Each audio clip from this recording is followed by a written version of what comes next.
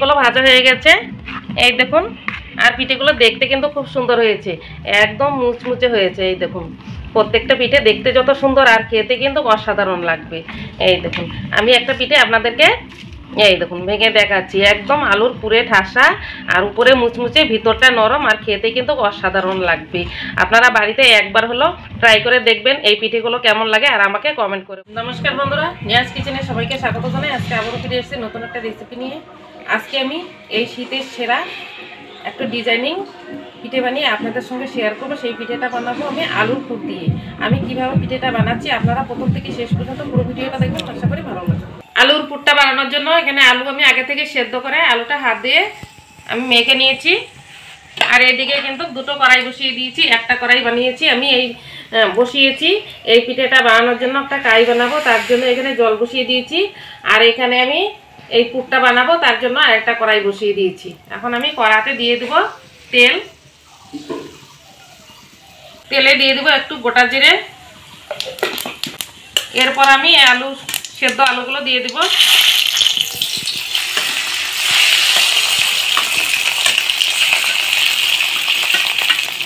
আলুগুলো দিয়ে দিয়েছি। এখন আমি দিয়ে দেব হলুদ গুঁড়ো,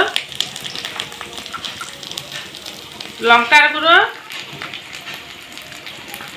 এরপর দিয়ে দেব জিরের গুঁড়ো, পরিমাণ মতো লবণ দিয়ে নাড়াচাড়া করে এই পুরটা খুব ভালো করে বানিয়ে নেব। বন্ধুরা, আজকে আমি এই পুরোটাই নিরামিষ করছি। আপনারা এখানে পেঁয়াজ রসুনও দিতে পারেন, আর অন্য সবজিও এখানে ব্যবহার করতে পারেন। আমি শুধুমাত্র আলু দিয়েই করছি। আলুর পুরটা হয়ে গেছে, এখন আমি গ্যাসটা অফ করে দিয়ে পুরটা নামিয়ে নেব। জলটা খুব ভালো করে ফুটে গেছে, দিয়ে দেব অল্প করে লবণ, দিয়ে আর একটু আমি জাল করে। জলটা খুব ভালো করে ফুটে গেছে, দিয়ে দেবো এখানে এক বাটি চালের গুঁড়ো নিয়েছি। এই চালের গুঁড়োটা আমি দিয়ে দেবো।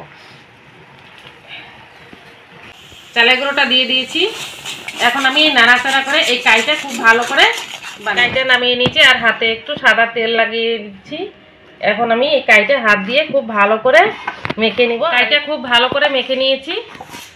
এই দেখুন, একদম নরমও না শক্তও না, ঠিক এইরকম হবে কাইটা। এখন এখান থেকে আমি লেচি কেটে নিব।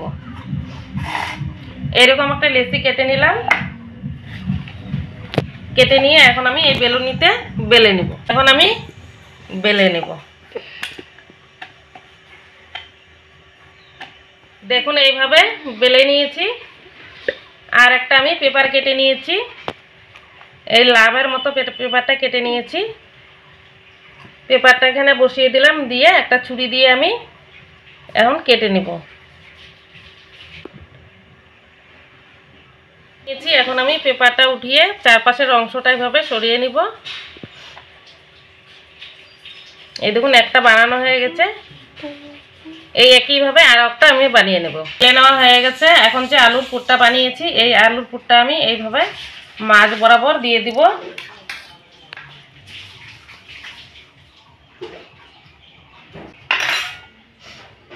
আর একটা পিঠে আমি এভাবে উপরে দিয়ে চারপাশটা এভাবে চেপে দিব হাত দিয়ে, যেন ভাজার সময় যেন এই পুরটা বেরিয়ে না যায়। চারপাশটা চেপে দিয়েছি। এখন একটা টিন আমি এভাবে ছোট করে কেটে ভাঁজ করে নিয়েছি। একটু তেল লাগিয়ে নিলাম, নিয়ে এই টিনটা দিয়ে আমি চারপাশে একটু ডিজাইন করে নেব। এই দেখুন, এইভাবে আমি এই ডিজাইনটা করে নিচ্ছি। এইভাবে চারপাশটা ডিজাইন করে নিয়েছি। এখন একটা শোন নিয়েছি, এই শোন দিয়েও আমি একটা ডিজাইন করে নিব। বন্ধুরা, আমি এইভাবে ডিজাইনটা করছি, আপনারা আপনাদের পছন্দ মতো ডিজাইন করে নিতে পারেন। দেখুন, এই সমস্ত পিঠেগুলো আমি এইভাবে বানিয়ে নেব। আমি ফুড কালার দিয়ে একটা লেচি নিয়ে একটা পিঠে বানিয়েছি। এটা ক্যামেরা ছিল না, তার জন্য দেখাতে পারিনি। আর এটাও কিন্তু আমি চারপাশ দিয়ে এভাবে কেটে নিয়েছি। এখন একটা শোন দিয়ে এই পিঠেটাও আমি একটু ডিজাইন করে নিব। দেখুন, এই যে এইভাবে এই পিঠেটা ডিজাইন করব। আপনারা আপনাদের পছন্দ মতো এই পিঠেতে কিন্তু ডিজাইন করতে পারেন। এই দেখুন, এই পিঠেটা তো এই ডিজাইন করা হয়ে গেছে। দেখুন কত সুন্দর লাগছে।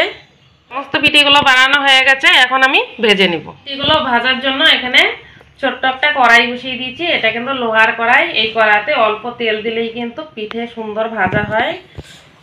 তেলটা গরম হয়ে গেছে, এখন আমি পিঠেগুলো এক এক করে ভেজে নিব। পিঠেটা আমি উল্টো পাল্টা করে ভেজে নিব। দেখুন বন্ধুরা, পিঠেগুলো ভেজে নিচ্ছি, আর দেখুন কালারটাও কত সুন্দর আসছে, কিন্তু একদম মুচমুচে হয়ে যাচ্ছে। এখনও ঠিকঠাক ভাজাই হয়নি, তাই কিন্তু খুব সুন্দর লাগছে পিঠেগুলো দেখতে, একদম মুচমুচে হয়েছে। আর বন্ধুরা, আরেকটা কথা, আপনারা স্কিপ না করে প্রথম থেকে শেষ পর্যন্ত পুরো ভিডিওটা দেখবেন। আর নতুন বন্ধুদেরকে বলছি, যারা আমার চ্যানেলে নতুন তারা চ্যানেলটিকে সাবস্ক্রাইব করে পাশে থাকবেন। আর আমার নিত্য নতুন ভিডিও দেখার জন্য, পরবর্তী ভিডিও দেখার জন্য আপনাদের কাছে অনুরোধ রইল। একটা পিঠে ভাজা হয়ে গেছে, এখন আমি একটা থালায় নামিয়ে নিচ্ছি।